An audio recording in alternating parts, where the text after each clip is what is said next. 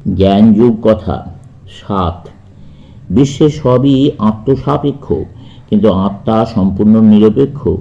আমরা আত্মা, ইহা জানিলেই আমাদের মুক্তি। মরণশীল জীবরূপে আমরা মুক্ত নই এবং মুক্ত হইতেও পারি না। মুক্ত মরণশীলতা স্ববিরোধী শব্দ, কারণ মরণশীলতা পরিণামী এবং শুধু অপরিণামী মুক্তি লাভ করিতে পারে। শুধু আত্মাই মুক্ত এবং আত্মাই আমাদের প্রকৃত সত্তা। মুক্তির জন্য অন্তরে এই আকাঙ্ক্ষা আমরা অনুভব করি। সকল মতবাদ ও সকল বিশ্বাস সত্ত্বেও আমরা এ কথা জানি এবং আমাদের প্রতি কার্য দ্বারাই প্রমাণিত হইতেছে, আমরা ইহা জানি। ইচ্ছাশক্তি স্বাধীন নহে, ইহার আপাত প্রতীয়মান স্বাধীনতা প্রকৃত সত্তার ছায়া মাত্র। এই জগৎ যদি শুধু অসীম কার্যকারণ শৃঙ্খল হইত, তবে কোথায় দাঁড়াইয়া কে কাহাকে সাহায্য করিত? উদ্ধারকর্তার দাঁড়াইবার একটি স্থান তো চায়, নতুবা খর জলস্রোতে মজ্জমান ব্যক্তিকে রক্ষা করা কেমন করিয়া সম্ভব হইবে? যে ধর্মোন্মাদ নিজেকে সামান্য কীট বলিয়া চিৎকার করিতেছে, সেও ভাবে সে সাধু হওয়ার পথে চলিতেছে। কীটের মধ্যেও সে সাধু হওয়ার সম্ভাবনা দর্শন করিতেছে। মানব জীবনের লক্ষ্য বা উদ্দেশ্য দুইটি: যথার্থ জ্ঞান, বিজ্ঞান ও আনন্দ। মুক্তি ব্যতীত এই দুইটি লাভ করা অসম্ভব। এই দুইটি সকল জীবনেরই স্পর্শমণি। চিরন্তন একত্বকে এরূপ গভীরভাবে অনুভব করা উচিত যে আমরা সকল পাপীর জন্য কাঁদিব। আমরা বোধ করিব আমরাই পাপ করিতেছি। আত্মোৎসর্গই চিরন্তন নীতি, আত্মপ্রতিষ্ঠা নয়। সবই যখন এক, তখন কাহাকে প্রতিষ্ঠা করিবে? সবই প্রেমময় অধিকার বলিয়া কিছু নাই। যীশু প্রচারিত মহান উপদেশ অনুসারে জীবনযাপন করা হয় নাই। তাহার নীতি অনুসরণ করিয়া দেখো জগতের উদ্ধার হয় কিনা। বিপরীত নীতি জগতে অনিষ্ট করিয়াছে। স্বার্থপরতা নয়, নিঃস্বার্থতাই এই প্রশ্নের সমাধান করতে পারে। অধিকারের ভাব একটি সীমাবদ্ধ ভাব। আমার তোমার বলিয়া বাস্তবিক কিছু নয়, কারণ আমি তুমি, তুমি আমি, আমাদের দায়িত্ব আছে, অধিকার নাই। আমি জন বা আমি মেরি না বলিয়া বলা উচিত আমি বিশ্ব। এই সীমাবদ্ধ ভাবগুলি ভ্রান্তি, এগুলিই আমাদেরকে বদ্ধ করিয়া রাখিয়াছে। আমি জন, এই চিন্তা মনে উদিত হইবার মাত্র যেন আমি কতগুলি বাস্তব অধিকার চাই এবং বলিতে থাকি আমিও আমার, এবং ক্রমাগত নতুন পার্থক্য সৃষ্টি করি। এরূপে নতুন পার্থক্যের সঙ্গে আমাদের দাসত্ব বা বন্ধন বাড়িতে থাকে এবং আমরা সেই সর্বগত অখণ্ড অনন্ত অভেদ সত্তা হইতে ক্রমশ দূরে সরিয়া পড়ি।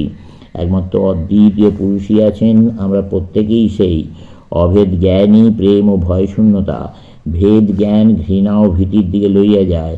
অভেদ ভাব একত্রই সকল প্রয়োজন মিটাইয়া দেয়। এই সংসারে বাহিরের লোকেদের বাদ দিয়া আমরা ক্ষুদ্র গণ্ডির মধ্যে আবদ্ধ থাকিতে চাই, কিন্তু ঊর্ধ্বে আকাশে আমরা সেরূপ করতে পারি না। সাম্প্রদায়িক ধর্ম ঠিক ঐরূপ আচরণ করিয়া বলিয়া থাকে একমাত্র এই পথেই মুক্তি মিলিবে, অন্যান্য পথগুলি ভুল। আমাদের জীবনের উদ্দেশ্য এই ক্ষুদ্র গণ্ডিগুলির লোপ করিয়া সীমারেখা বাড়ানো। যে পর্যন্ত না উপলব্ধি হয়, সকল ধর্মই ঈশ্বরের নিকট পৌঁছাইয়া দেয়। এই অকিঞ্চিৎকর ক্ষুদ্র স্বার্থ বলিতে হইবে। নবজীবনের দীক্ষা লাভ, পুরাতন মানুষের মৃত্যু, নতুন মানুষের জন্ম, মিথ্যা অহমিকার নাশ, বিশ্বের একমাত্র সত্য সেই আত্মার অনুভূতি, এগুলি দ্বারা ওই সত্যকেই প্রকাশ করা হইয়াছে। বেদের দুইটি প্রধান বিভাগ: কর্মকাণ্ড, অর্থাৎ যে অংশে কর্মের বিষয়ে আলোচিত, এবং জ্ঞানকাণ্ড, অর্থাৎ যে অংশে শুদ্ধ জ্ঞানের বিষয়ে আলোচিত। বেদে ধর্মভাবের ক্রমোন্নতির ধারা আমরা লক্ষ্য করি। এর কারণ এই, যখন উচ্চতর সত্যের উপলব্ধি হইল, তখন উচ্চতর সত্যে পৌঁছিবার সোপানস্বরূপ নিম্নতর সত্যের অনুভূতি রক্ষিত হইয়াছে। নিম্নতর সত্যের অনুভূতি রক্ষা করার কারণ এই, ঋষিগণ বুঝিয়াছিলেন যে সৃষ্টির নিত্য বলিয়া জ্ঞানের প্রথম সোপানের উপযোগী একদল লোক সর্বদা থাকিবে, এবং সর্বোচ্চ দার্শনিক জ্ঞানের দ্বারা সকলের নিকট উন্মুক্ত থাকিলেও তাহা কখনো সকলের বোধগম্য হইবার নয়। অন্যান্য প্রায় সকল ধর্মে কেবল সত্যের চরম অনুভূতির উপায়টি রক্ষিত হইয়াছে। সর্বত তার ফলে দাঁড়াইয়াছে যে পূর্ব ভাবগুলি নষ্ট হইয়া যাওয়ার, নতুন ভাবগুলি অল্প সংখ্যক ব্যক্তির বোধগম্য হইয়াছে, এবং এইভাবে ধর্ম ক্রমশ বহু লোকের নিকট অর্থহীন হইয়া পড়িয়াছে।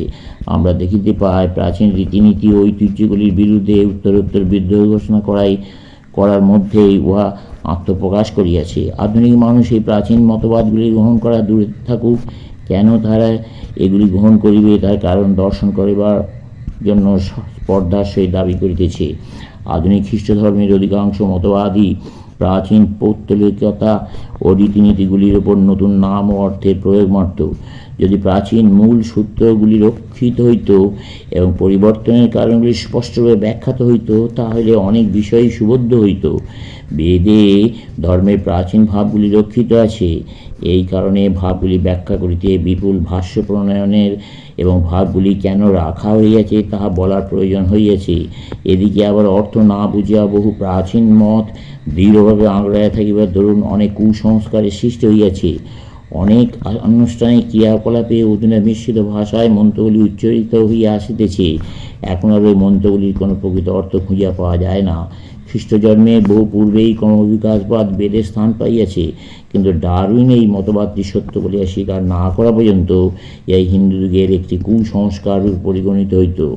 প্রার্থনা ও উপাসনার বাহ্য রীতিনীতিগুলি কর্মকাণ্ডের অন্তর্গত, নিষ্কামভাবে অনুষ্ঠিত হইলে এবং শুধু বাহ্য আচার মাত্রে পর্যবসিত হইতে না দিলে এগুলি কল্যাণপ্রদ। এগুলি চিত্তকে শুদ্ধ করে। কর্মযোগী চায় প্রত্যেকেই তাহার পূর্বে মুক্তি লাভ করুক। অন্যকে মুক্ত হইতে সাহায্য করাই তাহার একমাত্র মুক্তি। কৃষ্ণ ভক্তদের সেবাই তাহার শ্রেষ্ঠ উপাসনা। কোনো মহাপুরুষ বলিয়াছেন, সমগ্র জগতের পাপ গ্রহণ করিয়া আমাকে নরকে যাইতে দাও, কিন্তু জগতের পরিত্রাণ হইউক। এইভাবেই প্রকৃত উপাসনা আত্মোৎসর্গ পরিণত হয়। কথিত আছে, একজন মহাজ্ঞানী তাহার বহুদিনের বিশ্বস্ত কুকুরটি যাতে স্বর্গে যাইতে পারে সেই জন্য স্বেচ্ছায় নিজের পুণ্য কুকুরকে দান করিয়া সানন্দে নরকে যাইতে উদ্যত হন। চলবে।